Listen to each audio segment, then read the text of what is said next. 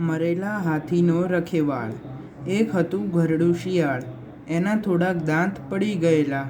એક દિવસ ખોરાકની શોધમાં એ જંગલમાં ફરતું હતું. ત્યાં એક મરેલો હાથી એની નજરે પડ્યો. શિયાળ તો રાજી રાજી થતું દોડ્યું. હાથીની ચારે બાજુ ફર્યું.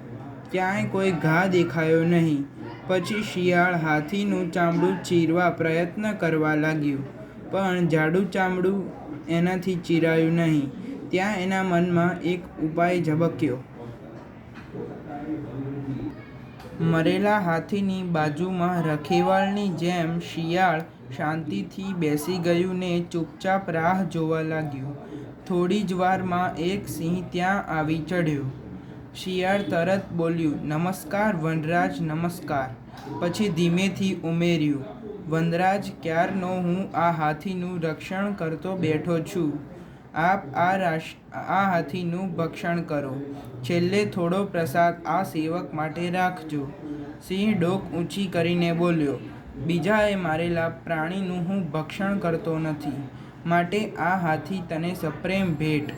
"પણ વનરાજ," શિયાળ બોલ્યું, "આ હાથી એની મેળે જ મરી ગયો છે." સિંહે કહ્યું, "હું જાતે શિકાર કરેલા પ્રાણીનું જ ભોજન કરું છું.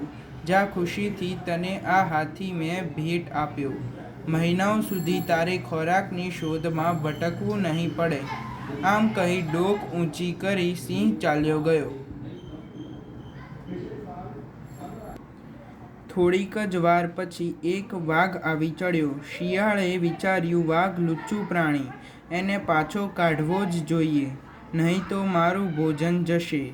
શિયાળ બોલ્યું, "વાઘ મામા, હમણાં જ વનરાજ સિંહે આ હાથીનો શિકાર કર્યો છે અને મને રખેવાળ તરીકે મૂકીને વનરાજ સ્નાન કરવા ગયા છે. હાથીનું માંસ આમેય મને કંઈ ભાવતું નથી." એમ બબડતો બબડતો વાઘ ચાલ્યો ગયો. વાઘના ચાલ્યા ગયા પછી શિયાળ વળી રાહ જોવા લાગ્યું. ત્યાં એક વાંદરો આવ્યો. શિયાળે વિચાર્યું, વાંદરાના દાંત મજબૂત હોય, માટે લાવ, એની પાસે હું હાથીનું ચામડું ચીરાવું. શિયાળે વાંદરાને પ્રેમથી પાસે બોલાવ્યો ને એને કહ્યું, "આવ આવ, ઘણે દિવસે દેખાયો. તું ભૂખ્યો લાગે છે. આવ, આ હાથીનું માંસ ખા. સિંહ મહારાજે આ હાથીનો શિકાર કર્યો છે ને એ નાવા ગયા છે. મને રખેવાળી સોંપી છે, પણ સિંહ મહારાજને આવતા તો હજી ખૂબ વાર લાગશે. ત્યાં સુધી તું તારે નિરાંતે ખા." વાંદરો બોલ્યો, "ના રે, જંગલના રાજા સિંહે કરેલા શિકારમાંથી તે માંસ ખાવાની કદી હિંમત કરાય? હજી તો મારે ઘણું જીવવું છે. હું જાઉં છું." શિયાળ બોલ્યું, "સાંભળ સાંભળ, ઊભો તો રહે. ખાવાનું નામ દીધું છે તો થોડુંક ખાઈને જા. હું ધ્યાન રાખું છું.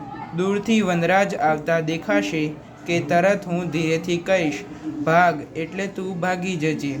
લગી રે, ચિંતા કર્યા વિના અત્યારે તું તારે નિરાંતે ખા."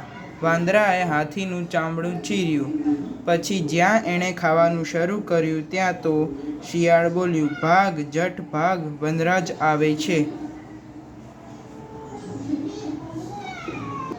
વાંદરો તો તરત ભાગ્યો. એક કૂદકે ઝાડ પર, બીજા કૂદકે બીજા ઝાડ પર ને પછી ઝાડીઓમાં અદૃશ્ય. શિયાળ પોતાની ચતુરાઈ પર ફૂલાઈને ફાળકો થઈ ગયું. વાંદરાએ ચીરેલી જગ્યામાંથી શિયાળ હજી તો ખાવાની શરૂઆત કરે છે ત્યાં જ અવાજ આવ્યો, "ભાગ અહીંથી." ઘરડા શિયાળે ડોક ઊંચી કરીને જોયું તો બીજું શિયાળ, જુવાન, જોધ, હૃષ્ટપુષ્ટ. આવડા મોટા હાથીને છોડીને જતાં ઘરડા શિયાળનો જીવ ચાલ્યો નહીં. એ જુવાન શિયાળની સામે થવા તૈયાર થયું. ઘુરક્યું, મરણિયું બનીને એની સાથે લડ્યું. પણ જુવાન શિયાળના બચકા એનાથી સહન થયા નહોતા. તે છેવટે એને ત્યાંથી નાસી જવું પડ્યું. નાસતા નાસતા એ બોલ્યું, "મરેલા હાથીનું માંસ મને કંઈ બહુ ભાવતું નથી.